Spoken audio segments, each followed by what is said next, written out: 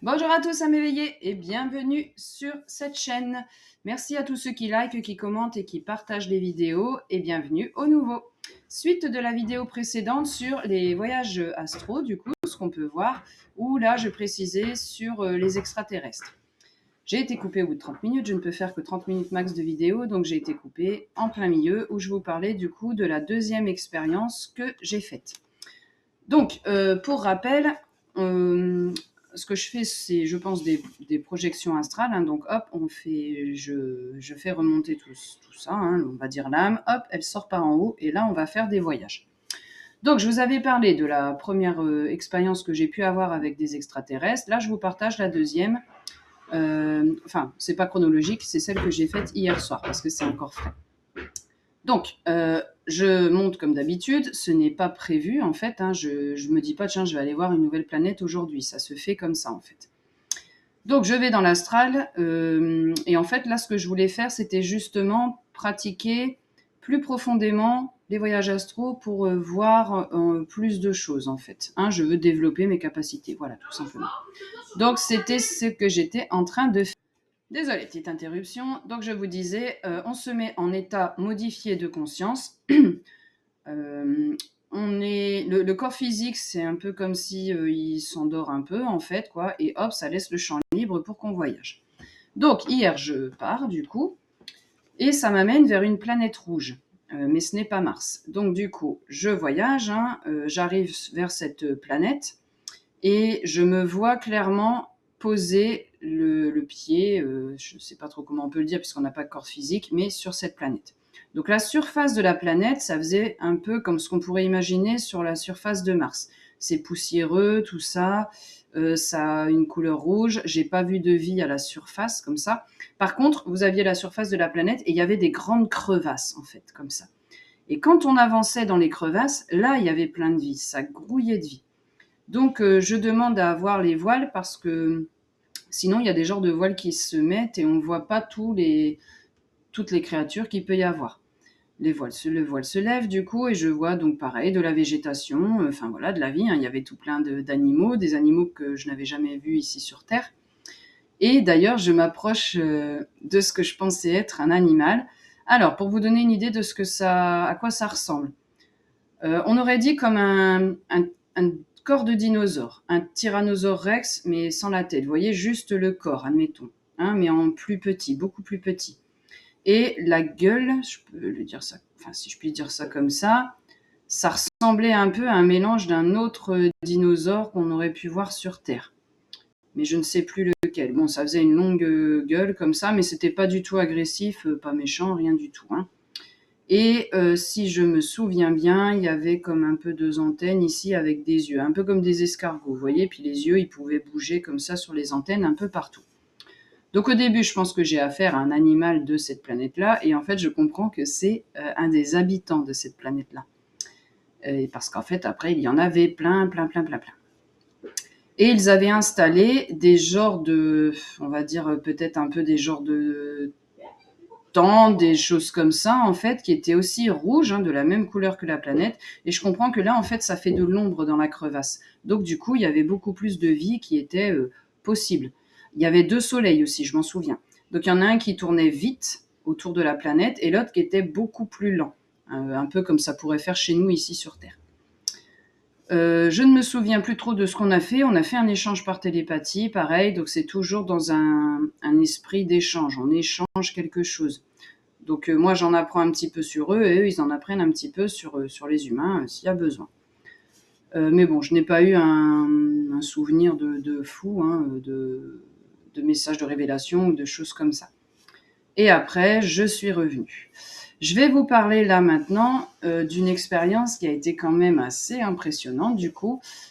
Là, c'était une bataille dans l'astral où il y avait aussi des extraterrestres. Du coup, comme je vous ai dit dans la vidéo précédente, il y a autant des extraterrestres positifs que des extraterrestres négatifs. Okay. Donc là, je me souviens d'une bonne grosse bataille. Hein. On est amené à faire ça avec mon frère d'âme, Jesse, quand ça appelle, quand il y a besoin. Donc là, ce qu'on devait faire comme mission, on devait aller libérer ce qu'on a appris plus tard, parce qu'on ne savait pas à ce moment-là ce que c'était, ce qui était une divinité. une divinité galactique. Donc on ne la trouvera pas dans des histoires racontées sur Terre, en fait. Donc là, je savais que ça allait être une grosse bataille entre l'ombre et la lumière, du coup. Donc toujours pareil, hein, hop, je décolle, voilà, je monte, on va dans l'espace, hein. Et là, il y avait toute l'armée, ce que j'appelle l'armée divine, qui était à nos côtés. Donc l'armée divine, ça comprend les archanges, ça comprend les anges, ça comprend énormément de créatures diverses et variées, des divinités. Il y a aussi des entités du bas astral qui ont rejoint la cause, hein, donc qui ont été, on va dire, converties, hein, si on peut le dire comme ça. Donc ça, c'est des histoires compliquées. Bref, ça fait vraiment une grosse armée, des esprits, des djinns, enfin tout ce que vous voulez. Tout ce que vous pouvez imaginer, en fait. Et nous avions également, comme je vous l'ai dit, des dieux et des déesses avec nous.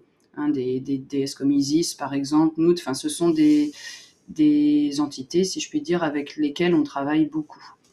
Et le but était donc de libérer cette divinité galactique. À la base, quand j'y vais, parce que mon frère d'âme pour l'instant ne voit pas encore bien dans l'astral, ça faisait comme une grosse caverne en fait, avec une entrée.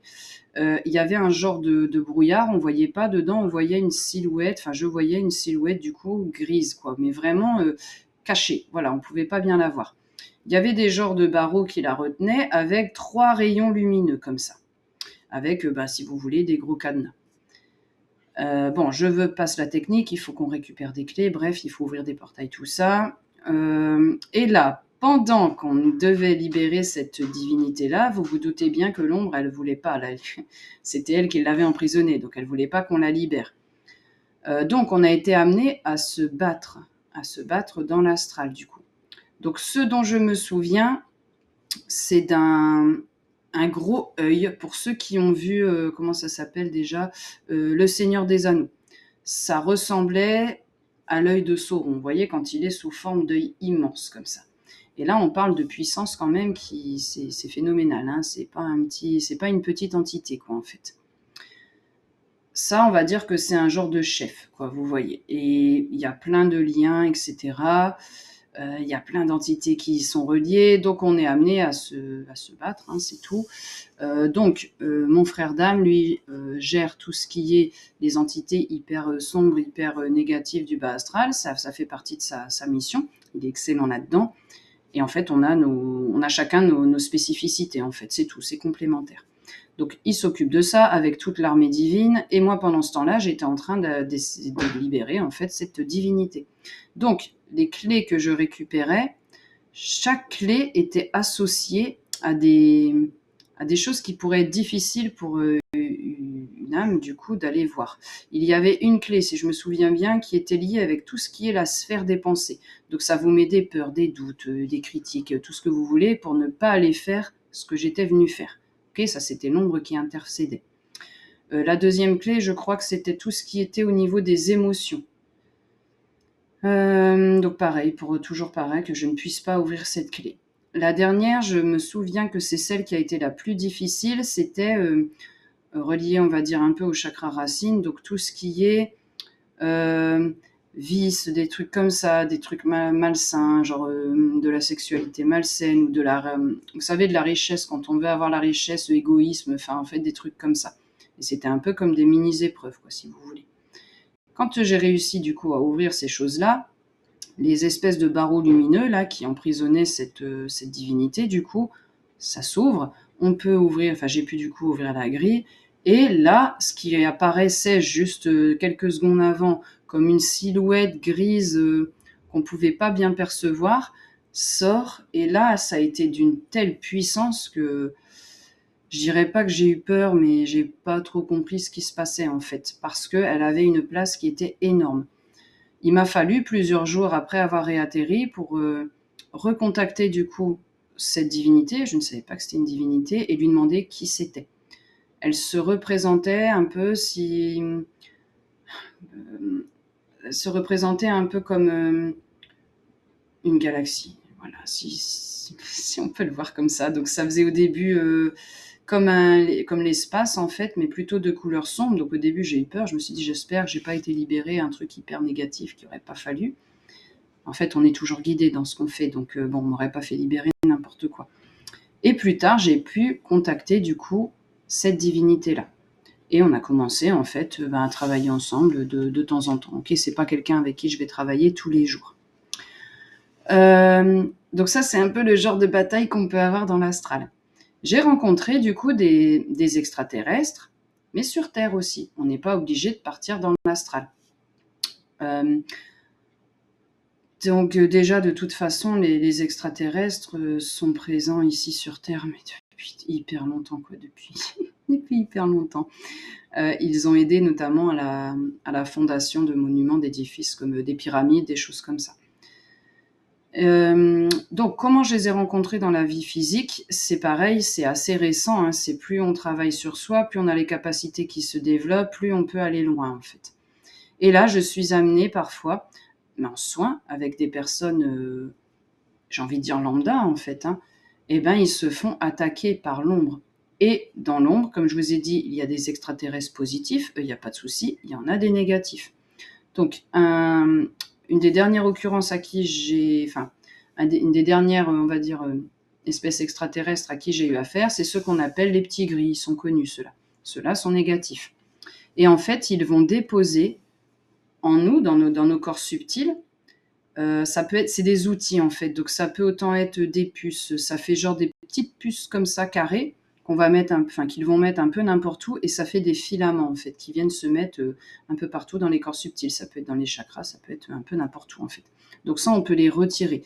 Ils peuvent mettre des genres de télécommandes, des genres de plaques, pareil, un peu partout, ou à distance, ils peuvent les activer en fait. Et ça va créer la maladie, ça va créer pareil, plein de brouille mentale, on est dans le brouillard, on ne sait pas ce qu'on fait, d'un seul coup on ne sait plus, on hésite, on doute, alors qu'il y a 3 secondes avant, tout allait bien, quoi.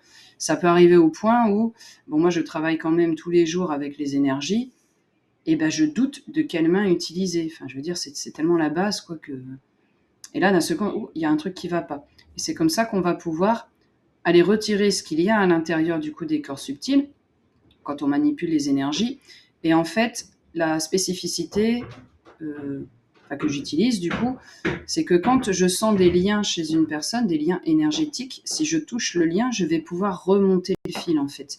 Et du coup, je vais voir si le lien il vient d'une entité du bas astral, un démon ou autre. Je vais voir si c'est relié à une personne terrestre, sorcière, mage, tout ce que vous voulez, ou juste personnes qui sont en train du coup de projeter des choses négatives. Ou alors quand ça monte là vraiment haut. Donc le dernier que j'ai eu du coup, c'était voilà, il y avait plein d'objets, tout ça à retirer. Je suis le lien, je suis vers le haut, hein, et là je vois que c'était des vaisseaux galactiques du coup. Donc des vaisseaux galactiques, ils ont une puissance qui est très forte. Les galactiques, ils arrivent à passer à travers les protections qu'on met, et peu importe ce qu'on met, hein. Franchement, des protections, j'en ai mises, et je ne comprenais pas pourquoi ils arrivaient toujours à passer. À ce jour, d'ailleurs, j'ai pas encore trouvé de protection vraiment efficace à 100% pour ne plus me faire polluer, en fait, quoi. Et ce que j'ai constaté, c'est que c'est pas quelque chose quand même d'anodin. On en a dans on en a quand même dans... Ça peut arriver dans beaucoup de personnes, en fait, quoi. Simplement, les personnes, elles n'en ont pas conscience. Donc voilà ce que je pouvais un peu vous partager pour le type d'extraterrestre un peu qu'on peut rencontrer. Je prendrai le temps du coup de relire un peu le cahier, mon deuxième du coup, pour voir d'autres choses qui me viennent. Parce qu'en fait, il y a tellement de choses qui se passent par jour que je pense pas tout noter, sinon j'aurais pas fini en fait. Voilà, bon, je vois qu'il y a un signe dans le monde physique du coup. Donc, je vais stopper cette vidéo-là. Les prochaines vidéos, je vais vous partager les voyages astro, du coup. Ça va être des choses plus en rapport avec les archanges, les animaux fantastiques, par exemple. Tous les voyages que j'ai faits où j'ai pu aller voir, j'allais dire, nez à nez, enfin, si on peut dire ça comme ça, le créateur, la source, l'univers, peu importe ce qui résonne avec vous. Et pareil, on a eu pas mal d'aventures avec du coup les archanges, avec des maîtres ascensionnés. Je pense notamment à Jésus avec qui je travaille beaucoup en ce moment depuis que je l'ai réintégré. Ça, c'était sur mon parcours personnel aussi. Donc, à très vite pour d'autres vidéos où je continue la suite des voyages dans l'astral et de ce qu'on peut y trouver. À très vite!